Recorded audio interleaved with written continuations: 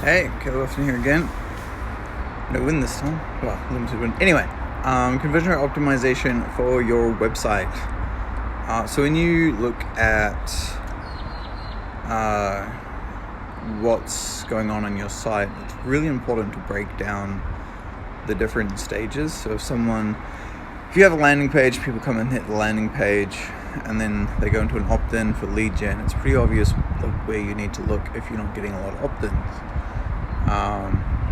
Things like Hotjar, VWO can really help with screen recordings to see like how far people are going down, which is great.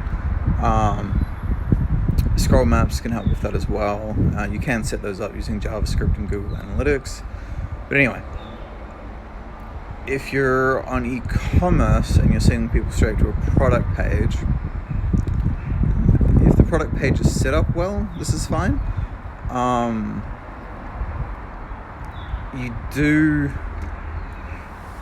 do get an interesting problem with not having people browse around the site potentially. So there's an argument for having people hit a catalog page, for instance. I think you need to figure out what works for your audience, but test, and then test some more. If you're looking in analytics at your different pages and you're seeing where people drop off in your funnel, go for the one that's going to have the biggest impact to your bottom line first. This is going to give you the biggest return for your CRO, especially if you're paying someone. You want to really focus on the device or platform or page that is your weakest, that will allow you to get the biggest lift. Because percent-wise, if you're getting more traffic there, and it starts converting better, then you're going to get more conversions. That's just sort of basic math. So let's say you get a lot of people coming to your catalog page and they're not clicking through, then if you're using like Flexbox, or if you're on Shopify, or maybe you're using like Woo or Big or something, and WordPress, or if you're on Volusion, whatever, like if your catalog page isn't doing it, then test out adding reviews. Test out adding reviews to the product boxes, stars. Test out including the price, not including the price. There's heaps of different things you can test out. Depending on the behavior, maybe you need to simplify the navigation so people don't browse away from it. Maybe your product images suck and you need to use better product images. If it's your product page, there's so much you can test on a product page. Your digital wallet's huge. Actually, being able to buy now with a digital wallet massively removes the friction for the user.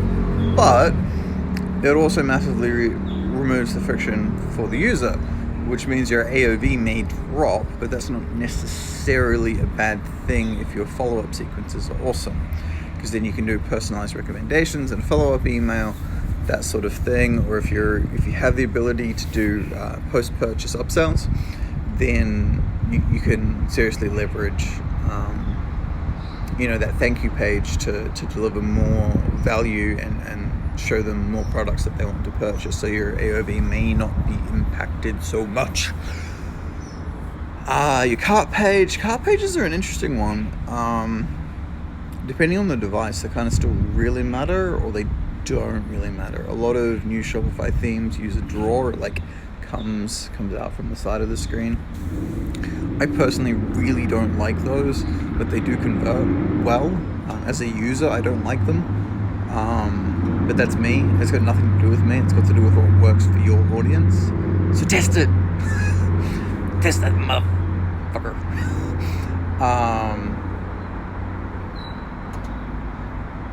Cart pages on mobile in general, I would say, aren't a great thing.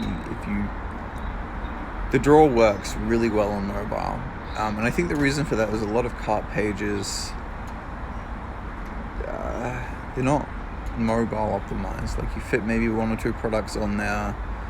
You can't necessarily edit it with Ajax. You've got to go and remove and then update. Like, it's a lot of tapping, a lot of clicking. It's not a fun experience. Whereas the drawer it's Ajax, so you can do it live and edit it and whatnot. So I think that speaks to the customer experience and what they're wanting. A checkout page, depending on your platform, you may not have a lot of opportunity to customize this, but you can. There are ways. Like even on Shopify, you can inject some code into the checkout to customize it a bit. I wouldn't. Again, it really depends on your audience as to how you should customize it, and like whether you should go down the cheesy, you've got 9.5 minutes left before your cart magically disappears despite being digital and potentially existing forever on the internet, because that's the thing. It's a bit like, hey, we have this digital product with limited stock. Yeah, we've got this checkout and it's going to magically expire. Now if you're doing a sale and you have physical stock, yeah, okay, sure, a little bit different. But then that stock level, not that the cart's going to expire, it's that they're going to put the order through and there's nothing left. It's different. Trust badges are huge on checkout. Provide people with a sense of security, reliability, offer a guarantee, show off your returns policy. Just be a good business. Be authentic, how would you like to shop? Would you like to buy from your website?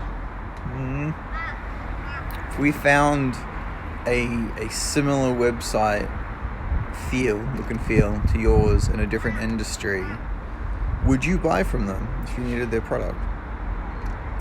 Or would you go somewhere else? Like, that's a good question to ask. Anyway, I think that's it from me for now. Till next time. Ask some questions. I want to answer some questions about CRO. It'd be good. Go away, crow. You're the wrong kind of CRO. You're the protected, retarded native bird version of CRO. Anyway.